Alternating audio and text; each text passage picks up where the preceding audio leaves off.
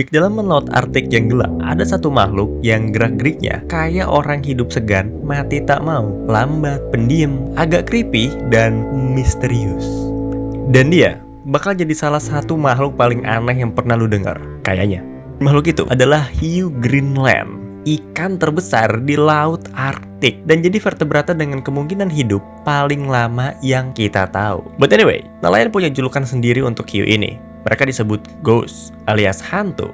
Ya wajar aja sih, lu lihat aja sendiri perawakan mereka tuh agak nyeremin sih emang. Matanya putih, badannya pucat, dan ada semacam makhluk aneh menempel di matanya. Dan kalau boleh jujur, ini tuh horor banget cuy bagi gue. Ngeliat ini tuh ngebuat gue agak gak nyaman, asli. Mana menggeliat-geliat lagi. By the way, menurut kesaksian nelayan-nelayan yang pernah ketemu mereka, atau bahkan gak sengaja nangkep, mereka semua bilang kalau hiu ini tuh punya bau yang kayak urit dan sangat menyengat dari badannya. Ya gue gak tahu sih gimana cara dia bisa gak sengaja nangkep hiu, tapi yang jelas mereka tuh udah tahu kalau hiu ini itu gak bisa dimakan dan beracun. Walaupun ada sih cara ngolahnya. Nama olahan daging Greenland shark itu ya itulah pokoknya. Dan pengolahannya itu butuh berbulan-bulan. Aku jadi penasaran hal apa yang melanda warga Islandia sampai mereka kepikiran buat ngolah daging hiu beracun yang bau pesing. Apakah mereka kelaparan parah gitu sampai kepikiran buat makan hiu ini? Tapi yang jelas mereka tuh bener-bener tahu kalau daging hiu ini itu beracun. Soalnya bahkan ketika dikasih ke anjing pekerjanya mabok, cok. Bahkan fenomena anjing mabok ini sampai ditulis sebagai shark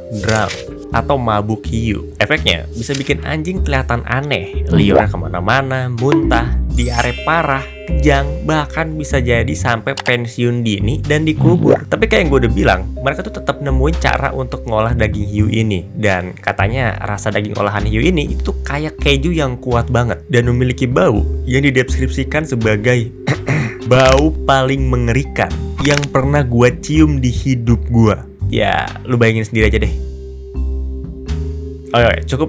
Kita cukup tentang olahan-olahan ini. Mari kita kembali ke hiu Greenland-nya. Hiu Greenland adalah hiu yang terkenal chill. Bahkan kecepatan renang hiu Greenland itu cuma sekitar 2-3 km per jam. Jalan kaki lu itu kemungkinan besar lebih cepat daripada berenangnya hiu ini. Tapi anehnya, walaupun dia lambat, dia tuh jadi apex predator di ekosistemnya. Pokoknya semuanya itu dibadok sama dia. Mulai dari paus sampai anjing laut. Perawakan hewan ini gede coy. Dia tuh bisa sepanjang 6-7 meter dan beratnya bisa sampai 1 ton. Bro ini setara Gorlok the Destroyer. Nah ini tuh lumayan aneh gitu ya. Gimana caranya makhluk cangkih dan lambat ini bisa nangkep anjing laut yang lincah? Ya sebenarnya kita belum benar-benar tahu sih. Tapi ada teori yang bilang kalau anjing laut itu sebenarnya lebih takut sama beruang kutub daripada apapun yang ada di air. Jadi mereka lebih milih tidur ngambang di semacam kolam kecil gitu daripada tidur di atas es. Nah momen tidur inilah yang mungkin dimanfaatin hiu Greenland buat diem-diem makan mereka. Ya emang serem sih kalau dipikir-pikir. Tapi selain aktif berburu, sebenarnya dia juga bisa mulung atau scavenging. Jadi mereka bakal makan bangkai hewan yang mereka temuin. Bukan mereka yang buru, bukan mereka yang bunuh. Tapi kebetulan ada bangkai, ya udah dimakan aja. Yang jelas gak ada hewan yang cukup kuat dan rela mempertaruhkan nyawanya untuk bertarung sama hiu pucat ini. Tentunya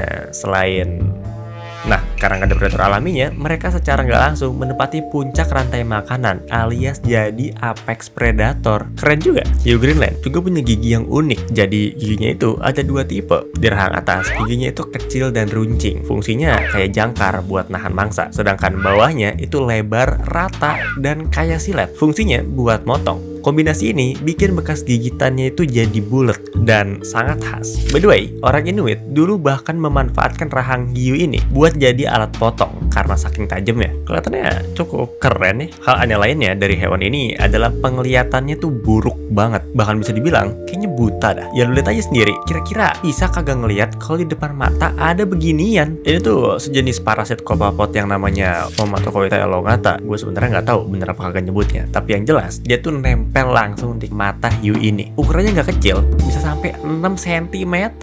Mana pakai goyang-goyang segala lagi. Dan parasit ini pintar sebenarnya karena kulit Greenland shark itu kuat banget. Jadi dia milih untuk nempel di matanya. Dimana cuma itu bagian lembut dan lembek yang bisa mereka grogotin. Kalau lu pikir hiu yang ada di foto ini cuma sial aja ada parasitnya, kagak cuy. Karena pernah ada studi yang melibatkan sekitar 1.500 Greenland shark di perairan timur Greenland untuk diamati semasif apa persebaran parasit ini di kalangan Greenland Shark. Dan hasilnya sekitar 98,9% dari hiu-hiu yang diobservasi kena parasit ini, Pak. Jadi bisa dibilang ini tuh udah wajar banget ada di mata mereka.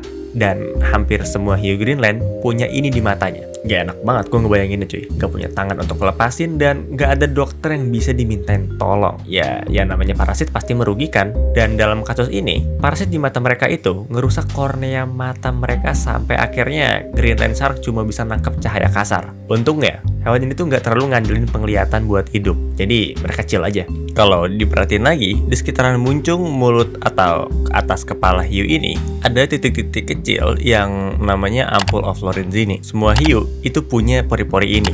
Dan pori-pori ini itu pori-pori sensor yang diisi gel penghantar listrik. Dimana gunanya itu tuh untuk mendeteksi pergerakan di sekitar si hiu. Dengan cara nangkep perubahan medan listrik kecil dari otot makhluk hidup lain. Masalahnya, jangkauan indera ini tuh cuma sekitar 1 meter doang. Jadi kurang efektif gitu kalau buat nyari makan. Jadi untuk nyari makan, biasanya mereka tuh mengandalkan penciumannya. Ya, walaupun dia nggak bisa napas lewat udara kayak kita, mereka tetap bisa merasakan bau lewat lubang di hidungnya. Dimana lubangnya ini terhubung ke organ berlipat-lipat yang namanya olfactory rosette. Nah, organ ini yang ngebantu mereka ngerasain bau atau deteksi bau ya. Ya pokoknya itu dah. Nah, menariknya, otak hiu Greenland itu termasuk salah satu yang paling kecil di antara semua hiu. Kalau berdasarkan rasio ukuran dan berat badannya ya. Tapi walaupun paling kecil, bagian otak yang ngurusin penciuman justru lebih gede daripada kebanyakan hiu lain. Jadi penciuman mereka itu tuh handal banget cuy. Ya wajar aja, mereka kan nggak bisa ngeliat. Jadi mau nggak mau ngandelin indera yang lain. Dan inilah kenapa mereka tuh kayak santai aja gitu walaupun ada parasit aneh di matanya.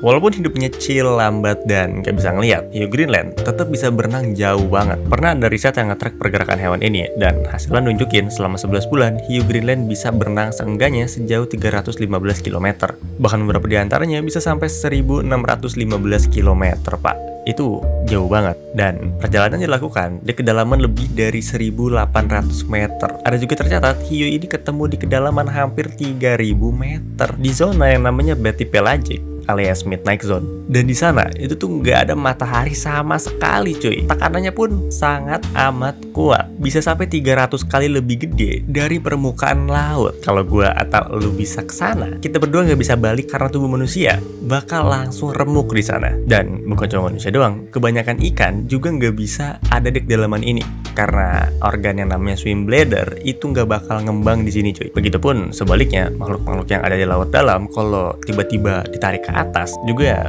bakalan mati. Tapi hiu itu beda, termasuk hiu Greenland. Mereka itu nggak punya gelembung renang atau swim bladder. Jadi mereka pakai organ hati berlemak buat ngatur daya apung mereka. Nah, karena pakai organ hati, tekanan itu tuh nggak begitu ngeganggu daya apung mereka. Jadi mereka bisa naik ke permukaan dan turun sampai dalam banget tanpa ada gangguan daya apung. Tapi kan masalahnya tuh bukan di situ doang gitu ya. Di tekanan setinggi ini, interaksi antara molekul air jadi kacau dan protein dalam sel bisa kedistorsi atau berubah bentuk. Ditambah lagi, air di kedalaman Arktik bisa sampai minus 2 derajat Celcius. Suhu sedingin itu juga ngerusak fungsi protein dengan cara ngerusak bentuk protein itu. Jadi, gimana caranya protein di badan hiu Greenland tetap jalan normal di perairan bersuhu ekstrim kayak gini? Jawabannya ada di senyawa TMAO atau TMAO. Ya, beda penyebutan aja sih. Nah, TMAO ini itu kepanjangan dari trimethylamine N-oxide, senyawa yang gunanya untuk ngelindungin sel, lebih tepatnya menjaga bentuk protein yang ada dalam sel itu. Dan senyawa ini itu sebenarnya ada di semua makhluk laut, kayak udah umum gitu. Tapi hiu Greenland punya banyak banget senyawa ini di tubuhnya yang ngebuat mereka itu tahan banget sama tekanan dan suhu dingin yang ekstrim. Nah, karena kandungan TMAO-nya ini banyak banget, daging hiu ini itu jadi beracun kayak yang gue udah bilang di awal. Dan itu karena TMAO itu bisa pecah jadi TMA atau trimethylamine. Dan senyawa inilah yang ngebuat daging hiu ini beracun.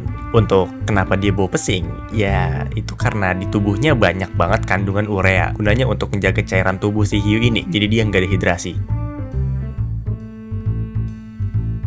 But anyway, hiu Greenland itu terkenal banget sama umurnya yang panjang. Petunjuk pertama soal anomali umur panjang hiu ini itu muncul hampir seabad lalu. Di mana di tahun 1936 ada hiu Greenland yang ketangkep. Terus diukur Ternyata dia punya ukuran 2,77 meter. Terus dilepas lagi, 16 tahun kemudian hiu yang sama ketangkep lagi. Nah, di penangkapan yang kedua ini panjangnya itu jadi 2,86 meter. Pertumbuhannya itu cuma setengah sentimeter setahun, dan itu lama banget kalau kita bandingin sama hiu putih yang bisa tumbuh sampai setengah meter per tahun. Dan kalau kita menyampingkan berbagai faktor lainnya dan menggunakan model pertumbuhan yang sama, hiu Greenland sepanjang 6 meter umurnya tuh udah ratusan tahun, Pak. Karena kan pertumbuhannya lama banget ya. Kalau 6 meter berarti panjang banget tuh dia hidup. Jadi kenapa dia bisa hidup selama ini? Salah satu penjelasannya balik lagi ke metabolisme yang lambat banget. Secara kasar, metabolisme lambat berarti produksi radikal bebas dan kerusakan sel yang lebih lambat juga. Dengan metabolisme yang super lambat ini, badan mereka jadi lebih hemat energi yang ngebuat penggunaan jaringan organik dan organ mereka jadi lebih ringan juga. Tapi bukan berarti kalau lu males-malesan lu jadi panjang umur ya.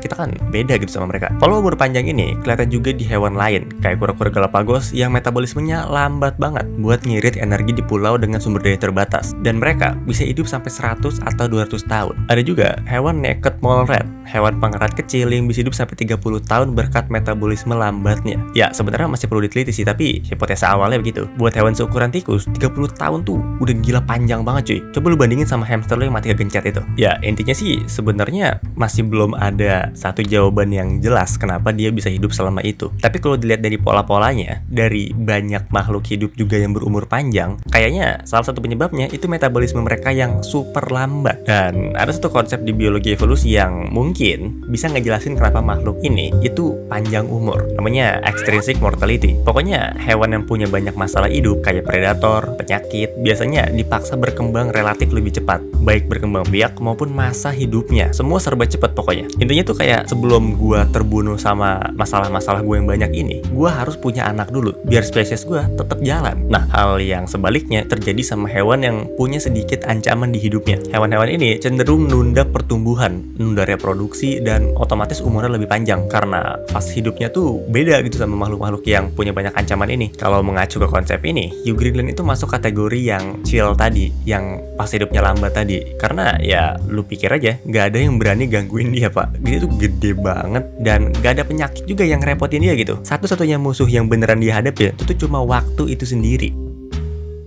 Thank you udah nonton sampai habis. Dan lu mau gue bahas apa lagi? Tapi jangan request short ya, soalnya gue lagi nggak ada niatan buat ngebuat short dalam mungkin bulan-bulan ini. Karena gue lagi males tiap hari ganti topik. Agak pusing gitu gue kalau loncat-loncat begitu. Udah sih, gitu aja.